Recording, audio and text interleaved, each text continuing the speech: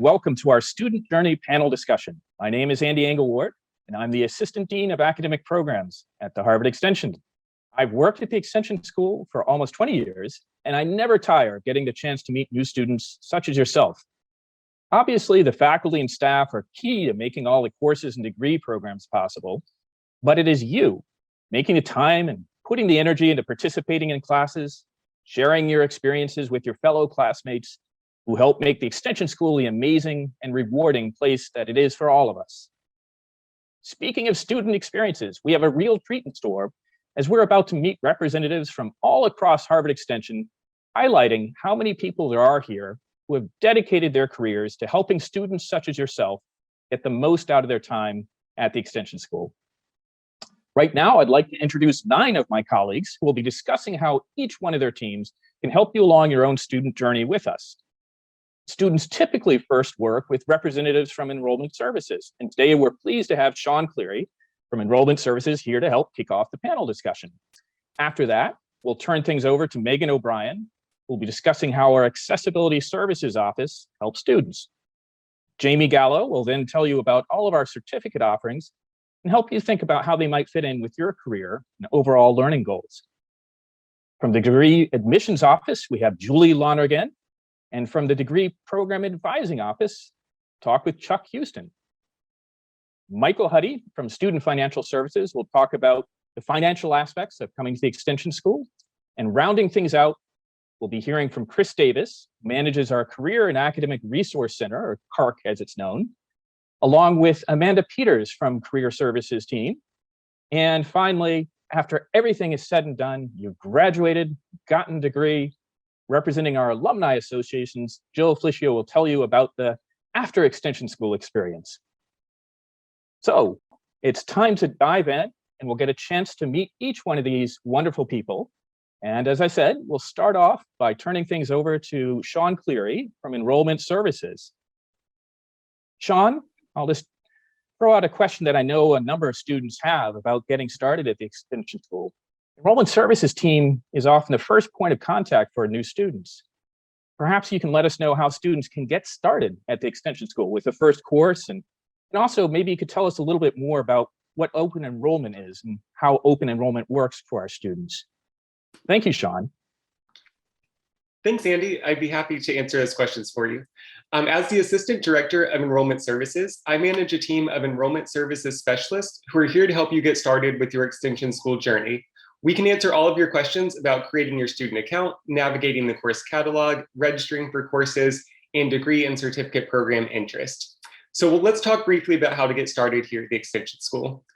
The first thing that you'll want to do is to decide which academic pathway is the best fit for you. You can choose to enroll in courses for fun or to expand your knowledge on a specific topic, or you could choose to pursue one of our graduate or undergraduate degree programs or certificates. Once you've decided what you'd like to pursue, the next step would be to set up your MyDCE student account and review our course catalog. Our team is always here to help you with setting up your account and answering your course questions as needed. All of our courses are open enrollment courses, as Andy just alluded to, which means that you do not need to submit any type of formal admissions application to get started with them. Please note, though, that if English is not your native language, then you will need to submit proof of English proficiency first before you're permitted to register for courses with us. Next, you'll want to complete the pre-registration process through your MyDCE account, which you can do later this week. This process ensures that all of your student and contact information is fully up to date in our systems before the new term begins. You can then start to register for your desired fall term courses on July 26th. I would encourage everyone who's viewing today to hop on over to our larger virtual auditorium, as we have a presentation available to view on how to prepare for fall term registration. This is going to walk through all of the steps in extreme detail that I just mentioned during our panel today. And you can also always call or email our office with questions that you have, or you can also stop by our virtual booth today. We have representatives available from our team from 10 a.m. to 7 p.m. Eastern Time to answer any questions that you have about how to get started here at the Extension School. So we're hoping that you'll come by and connect with our office today. Terrific. Thank you so much, Sean. Really appreciate all that information. I'm sure students are appreciative as well. Just one last thought. Do you have a key piece of advice or one particular thing for someone who's ready to get started? Yes, Andy, I do. It's super important to review the Extension School's academic calendar prior to the fall term starting, which is available on our website now. The calendar is going to break down all of the important dates and deadlines for the fall term that we need students to be aware of. It includes all of the important course registration and payment deadlines that are coming up really soon. And if you are looking through the calendar and you have questions or you're just kind of unsure about certain things, feel free to reach out to our office and we can definitely help to make sure that you're fully understanding what all of those dates and deadlines mean. Great. Thanks very much. And I realize the Extension School really is a year-round experience with the fall and the J term, January term, and spring and summer. So keeping track of all those dates probably is pretty key for people to be able to make sure they're registering at the right times and things like that. So thank you for the support. And I'm sure you'll hear from plenty of students who are interested in getting started. Next, I'd like to turn things over to our Accessibility Services Office team. And Megan O'Brien from that team will be talking about what we do at the Extension School in terms of making things as inclusive and accessible to as many students as possible. So Megan, we do put a lot of thought into creating accessible learning environments for all of our students. Can you let us know about how the Accessibility Services at Harvard Extension School works and how your office supports our students? Sure. Thank you, Andy. So the ASO offers a variety of accommodations and services to students with documented disabilities, permanent and temporary injuries, as well as chronic conditions. The ASO's main function within the Extension School is to provide reasonable accommodations to students with documented disabilities. We do this by working with students and instructors on creating and facilitating accommodations, modifications, or adjustments to ensure students have an equal opportunity to participate in, benefit from, and engage in the offerings of the Extension School. The purpose of accommodations and modifications is to reduce or to eliminate any barriers that may exist because of a disability. So we refer to this as leveling the playing field. Accommodations are not preferences.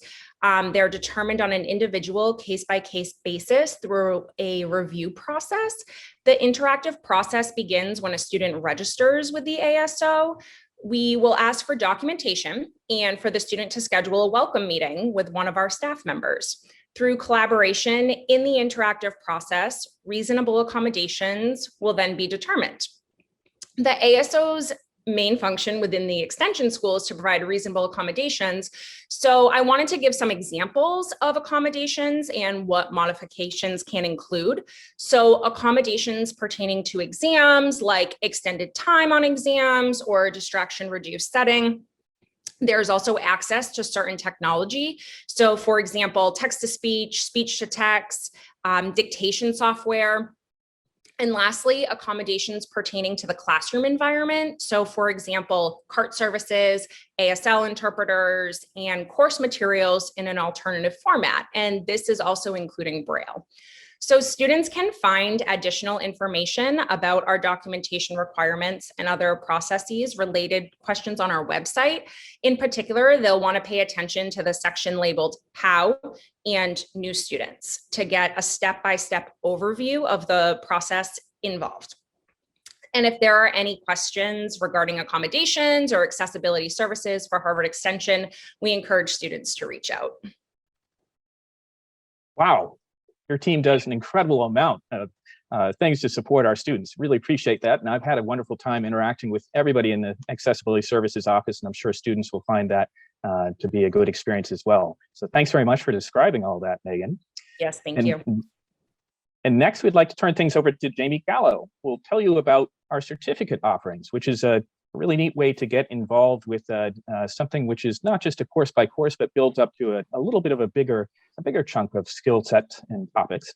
So Jamie, for students who are interested in taking a shorter set of courses, which are focused on a particular topic or area, a graduate or undergraduate certificate might be a really good fit. What exactly is a certificate and how can I go about earning one? Thank you, Andy. So hello, everyone. My name is Jamie Gallo, and I'm the Assistant Director of Certificates here at Harvard Extension School. I help to administer the over 40 graduate and 4 undergraduate certificates that we offer. As I'll explain later, certificates are a great way to supplement a degree or as a standalone credential.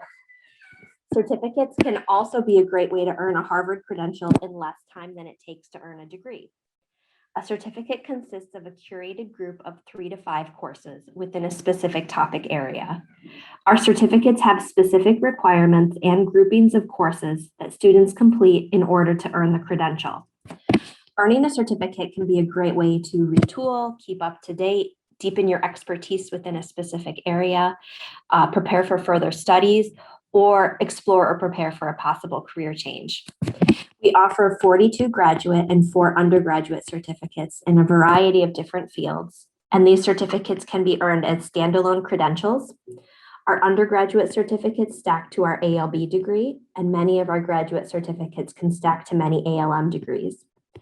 Finally, there's no admissions process for certificates. Students simply complete the required courses within a 3-year time frame with a grade of B or above in each course, and then they can request their certificate online. Wonderful. Well, it sounds like a really neat opportunity, and it sounds like there's a wide array of certificates available. I'm assuming that if I wanted to check out all the types of certificates that are offered through the Extension School, I can just go to the main Extension School website and see these listed out. Is that right? Yes, Andy, absolutely. It's listed on the website. Terrific. Well, I'm going to dive in and take a look at some certificates myself. Thank you so much, Jamie.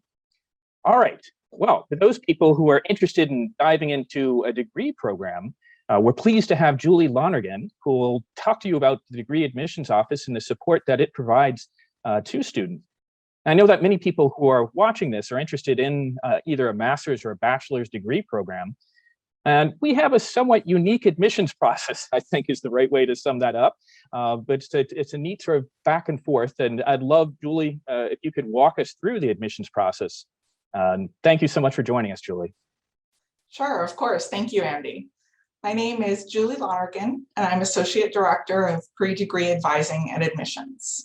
The Office of Pre-Degree Advising and Admissions works with students who are interested in our undergraduate and graduate degree programs, as Andy mentioned. And admission is a very straightforward, but it is a unique process. So there are 3 main steps. First, you'll confirm your basic eligibility for a degree program. Each program has slightly different requirements based on the types of students who will be completing those degrees. Our eligibility requirements are all listed on the website, so I encourage you to take a look at those and contact us with any questions. Second, you'll complete the designated courses for admission for your degree field. These are going to vary based on whether you're working towards the undergraduate degree or one of our graduate fields, but for all programs, you'll need to earn grades of B or higher in the admissions courses. This will ensure that you're really building a solid academic foundation for the rest of your degree, and it will also help you confirm for yourself that you're ready to earn a degree at Harvard. And then finally, the third step is to submit an application. Typically, students apply during the semester that they're taking the final designated admissions course. We accept applications 3 times per year, once per semester, in fall, spring, and summer. You'll submit your application materials, and then at the end of the semester, when we receive your final grades, the Office of Pre-Degree Advising and Admissions admits qualified students. Thank you, Julie. And thank you also for emphasizing the role of advising that your office plays. It's not just simply a number of people looking at application after application, but it's a whole team of people who are there to help support students as they go through the process. And I know that you, I think, spend many hours of your day talking to students and helping them through the process. So we all are very appreciative of that. Just in closing, what do you think is the most important admissions tip that you might want to share with us today? Talk to our students. Yeah, so just as you pointed out, Andy, know that we have a dedicated team of advisors available to assist you at really any point in your pre-degree and admissions journey. So we help students over email, through one-on-one advising appointments, and through virtual office hours. Your advisor works with you from when you're enrolled in your very first course at Extension all the way up until your official admission to a degree program. And we really do love talking to students, so please don't hesitate to contact us. And I know that's true because I've also enjoyed having conversations with everybody in the pre-degree advising and admissions office as well. So thank you so much, Julie, for all that you do for our students. Thank you. Well, next, let's assume that you're in a degree program, you're getting going, and you've got some questions. Well, Probably talked to Julie about getting admitted to the program. But now that you're in the program, you want to talk to an academic advisor. And today we're pleased to have Chuck Houston from the Degree Advising Office, who will talk to you about what that office can do.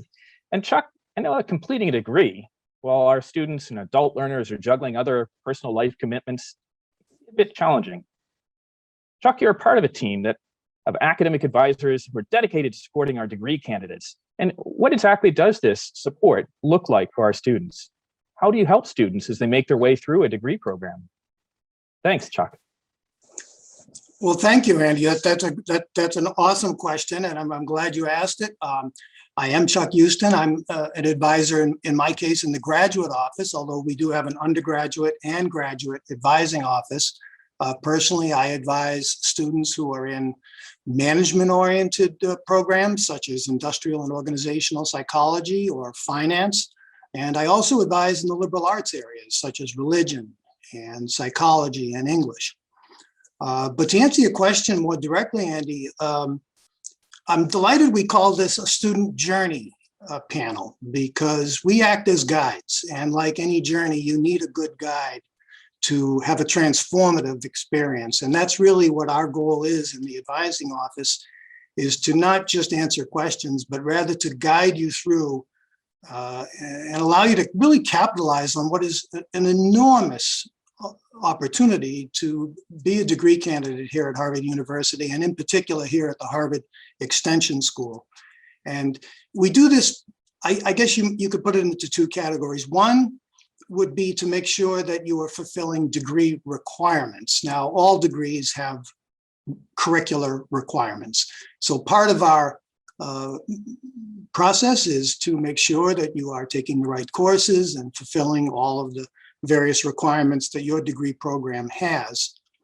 But secondly, and perhaps even just as important, is to make sure that you are taking full advantage of this opportunity by exploring the flexible array of and depth of all of the various sundry opportunities you have as a degree candidate throughout the university, some of which you'll hear about in a few minutes from my colleagues.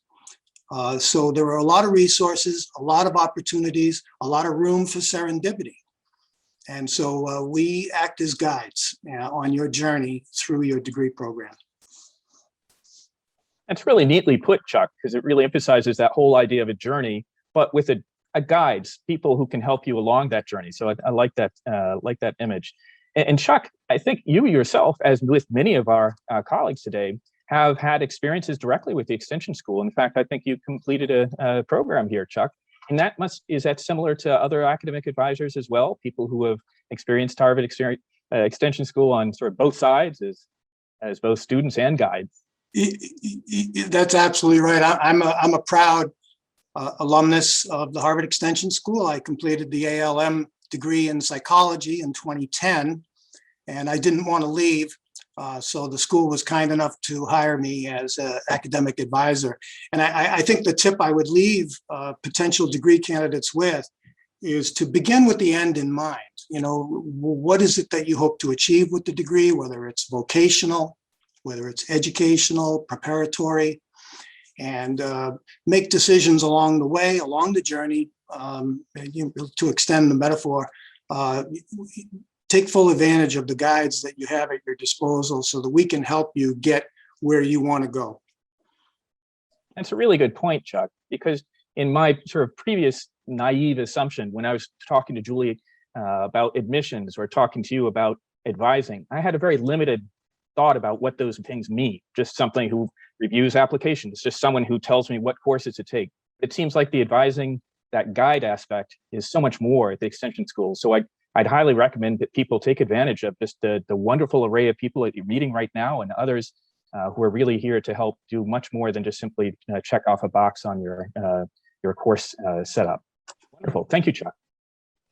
Now, okay, it is that moment where you're very excited about what you can do here at the Extension School and all the courses and the certificates and the degree programs. They all sound great, and they are great. And here to talk about how you can actually make that possible is Michael Huddy from Student Financial Services. So Michael, I know that we work hard to keep things as affordable as possible at the Extension School, but I'll still have to pay something to take our courses. Can you let us know how your office, Student Financial Services, helps students work through paying for school? And first off, what exactly is Student Financial Services? What should students know about it? Thank you, Michael. Thank you, Andy, and welcome everybody. Student Financial Services is a lot of things, but to simplify it, it's in our name, Student Finance. So I'll say that we're the money people. You may have been at other schools where it's called student accounts or bursar or cashier, business office. But basically, if it has to do with paying for your educational journey, for your classes, then that's what our office covers. We also serve as a financial aid office. We perform both of those functions. So in general, we oversee payment and payment processing, issuing refunds. We do take credit cards, checks, and e-checks. Ironically, we don't take cash anymore. We also oversee other educational benefits, such as those used by veterans or our active duty military. As I mentioned, Student Financial Services, or SFS as we call ourselves for short, we also have a team that performs the functions of a financial aid office. They help determine eligibility for federal, state, and institutional aid. There's a lot of criteria for financial aid. The main one I'll mention here briefly is that you must be admitted to a degree program or the pre-medical program, but there's a full list of eligibility criteria and how to apply on our website. As an office, we also oversee other payments such as private scholarships, third-party payments from a parent or guardian, and we also oversee the certification of private loans. So really, if it's related to paying for and or funding your educational journey, our office will be a good resource for you. Wow, you listed out quite a number of things. It's sort of, my head swims a little bit as I hear all these different things. But so I'm so excited that there is a whole team who are dedicated to knowing all those details and helping students look for opportunities and sort through all the things they need to do. So thanks very much for you and the other part of the critical team of support for our students with financial aid and other things that they can look for. All right, well, I think we're getting to that point where towards the end of our journey, we're going to start thinking about some of the bigger picture things and after you've graduated and maybe finished off your certificate. So I'd like to turn things over now to Chris Davis, who is working with our Career and Academic Resource Center. So Chris, I know a lot of students look to Harvard Extension to help them with either beginning or advancing in their own careers. You manage the Career and Academic Resource Center. Can you tell us about the kinds of resources that are available through CARC and who can use them? Thank you, Andy. That's a great question. And I do want to make clear that we are here for the student journey from the beginning to the very end. So I'd love to talk a little bit more. As Andy mentioned, I'm Chris Davis. I'm the Associate Director of the Career and Academic Resource Center, or CARC as we call it. I oversee the academic resources, and CARC offers free resources to all currently registered Harvard Extension students. And our goal is to help students advance their learning in the classroom. We offer live webinars in the fall, spring, and summer semesters on a range of topics designed to help you in your courses, from writing skills building, citing and referencing sources, public speaking and presenting, goal setting and time management, and much more. Our webinars are developed and presented by Harvard and Harvard Extension School instructors, subject matter experts, special guests, and these sessions are recorded for those unable to join live. And an archive of our offerings is available on the CARC website.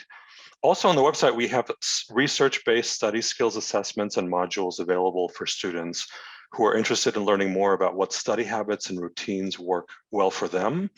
In addition, I host the CARC podcast, which is an ongoing series of conversations with colleagues from across the university, faculty, and special guests. These discussions are on a range of subjects which are relevant to the Harvard Extension School student community and are also meant to expand on and hopefully enrich your student experience. For high-performing admitted degree candidate and pre-medical program students, I manage the Faculty Aid program. The program is unique to Harvard Extension School, and it gives eligible students who live in the United States the opportunity to perform extracurricular research work with instructors and be paid a nominal fee. And I'm very happy to say there are not many degree programs designed for adult learners that offer these kinds of opportunities. You can read about all of this and more at the CARC website, which you can find at carc.extension.harvard.edu. And I'm looking forward to working with any of you once you're a Harvard Extension student, and I hope you'll take a moment to stop by the CARC booth today. Thank you again, Andy.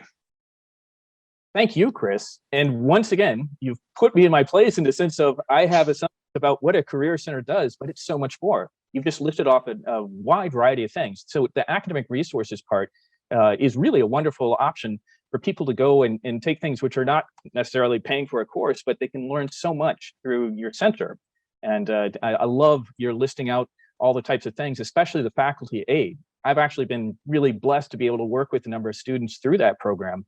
And it's a wonderful way to get that one-on-one interaction with a faculty member and doing some things that are more research-oriented outside of a classroom setting. So your team does a tremendous amount. Thank you so much, Chris.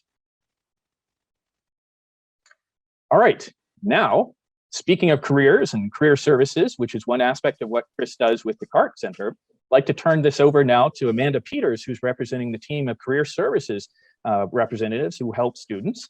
And Amanda, like Chris, I know you're also very interested in helping students with their careers and with the work that you do through career services. Can you let us know what kinds of support is offered in career services and also who can connect with you? Absolutely. Thank you, Andy.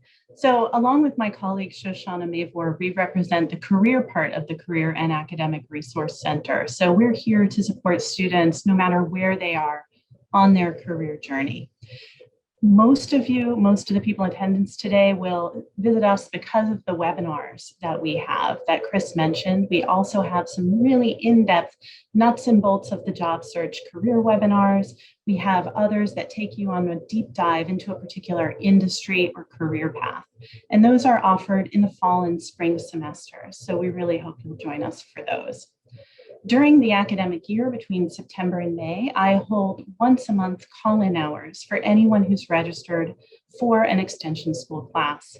These are opportunities for people to speak with me briefly about maybe a job search document such as a resume, or perhaps your overall job search plan. For those students who are enrolled in certificate programs, who are admitted into the degree programs, and for alumni of those programs, we also in the spring have the Harvard Extension School virtual job fair. And this is a fantastic opportunity for people to come and engage with employers who are specifically targeting Harvard Extension School students. And finally, for those students who are enrolled and matriculated into the degree programs and alumni of those programs, we have more in-depth counseling opportunities to take you through maybe your documents, maybe your networking plan, because that's all important, of course. And we also have other events and resources available through the Faculty of Arts and Sciences Office of Career Services. So really, we have something for everyone who's here today if they're admitted into a degree program or whether they're just taking a course. We really hope to support everyone on their journey. And we hope that you'll visit our virtual booth, the CARC booth that Chris mentioned, to learn more about our various resources. Great. Thank you so much, Amanda. And once again, you tell us how many more things there are than my original conception of career services, helping me with my resume. So much more is offered by all the people that you work with. So thank you so much for all that you do for our students. Really appreciate that. Okay, now you've done it. You've finished. You've completed a degree program. You've completed a certificate. You've completed what you set out to do. And the exciting time of perhaps a commencement, perhaps some other celebration that you might have for what you accomplished has occurred. And now, maybe not now, maybe before now you'd love to get in touch with Jill Felicio. So Jill is going to be talking about our Alumni Associations. And now that I've finished my degree program, now what, Jill? So can you tell us about these alumni associations that you work with and how students can become members of these? And also, what does that type of membership help me with? Thank you. Absolutely. It is my pleasure, Andy. And hello, everyone. As Andy mentioned, I'm Jill Felicio, and I myself am a graduate of Harvard Extension School's classes of 2000 and 2013 and the Director of Advancement here. So myself and my dedicated team extends a lifetime of professional, educational, and social resources to our community of degree holders, graduate certificate earners, and students. Now, graduates of Harvard Extension School's ALB and ALM degree programs automatically become lifelong members of both the Harvard Alumni Association as well as the Harvard Extension Alumni Association. Now, the benefits of being a Harvard graduate are vast and incredibly rewarding. You would be able to join over 180 Harvard clubs around the world. Join Harvard-wide shared interest groups devoted to your professional or personal passion. You could access a lifetime of career support and attend Harvard travel programs, and access Harvard libraries and gyms, and enjoy volunteer and mentorship opportunities around the globe. You'll also have the ability to attend hundreds, if not thousands of events, both virtually and in person in a city near you. Now, Harvard Extension School's graduate certificate earners automatically become lifelong members of the Harvard Extension Alumni Association. Certificate earners have unlimited opportunities to socialize, celebrate, and connect with fellow members, to enjoy volunteer opportunities, career resources, mentorship programs, and a wide variety of events, as I've just mentioned. Now, wherever you are in your journey, the Harvard Extension Alumni Association has programs and initiatives designed to support you in your city. We have local chapters devoted to extending our lifetime of educational and learning and mentorship resources to you, and allow you to connect one-on-one or in groups with alumni and certificate earners and students who are doing exactly what you are setting out to do. And they will advise and provide support and resources that are just simply unimaginable. So we are here to support you in your journey, and we wish you nothing but the best. So stop by our virtual booth to hear directly from these alumni and hear about the transformation that Harvard Extension School afforded them in their lives. Thank you. Wonderful. Thank you so much, Jill. And I know you've put in a great deal of effort in making sure that our students get the chance to enjoy as many of the Harvard resources and the alumni associations that are available. So appreciate all that you've done. And what you also did was emphasize something that I think really bears repeating, which is that Harvard Extension School has a huge community of lifetime learners, and that networking aspect and connecting with other people doesn't just happen in classroom settings, but happens through all the events that you talked about in the networking and opportunities to meet other alums through the Alumni Association. So it really does become a feeling like one very large family of lifelong learners. So that's wonderful, again, to have those opportunities available. Thank you, Jill. Well, we have now reached the end of our journey, and I hope that, of course, that you get a chance to meet any one of these colleagues and the people on their teams as you go through your own journey. Thank you so much to everyone. I really appreciate everyone's participating on this panel discussion. And it's great to see how much support and our resources there are here at the Extension School to help all of our students at any point during their own student journey experience with us. This also lets you know how many people are working really hard to help you be as successful as possible at the Harvard Extension School. You're never alone. There are always people here to help. Well, we hope you enjoy the rest of the info fair, and also that your own student journey goes as well as possible for you. So I'm saying goodbye for now and saying goodbye on behalf of the rest of my colleagues, but we hope to see you at some point soon. I hope to see you in a class this fall.